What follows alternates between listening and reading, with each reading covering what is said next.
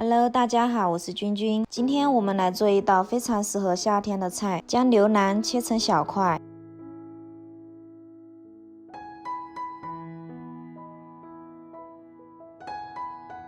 放在一旁备用。然后将番茄打上十字花刀，再用开水烫一下，方便去皮。把番茄表面的皮撕掉。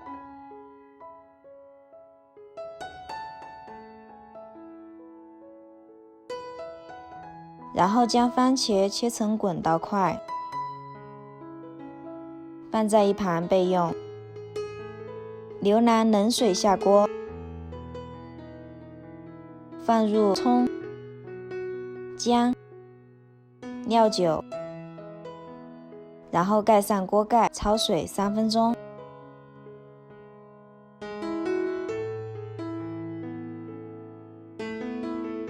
焯好水的牛腩捞出来，过冷水，然后清洗干净。热锅凉油，放入冰糖炒糖色。炒糖色的时候，我们一定要不停地翻炒至变色，炒到像这种褐红色冒大泡的时候就可以了。然后下入牛腩，翻炒至变色。然后下入一半的番茄，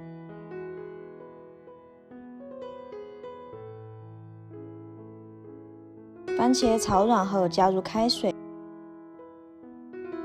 开水没过牛腩就可以了。加入八角、香叶、桂皮、草果、生姜、2勺生抽、1勺老抽、1勺蚝油、1小勺盐，然后倒入砂锅，盖上锅盖，开小火慢炖1个半小时。1个半小时之后，下入另一半的番茄，盖上锅盖，再煮3分钟。哇，开锅了！这个颜色真的太诱人了。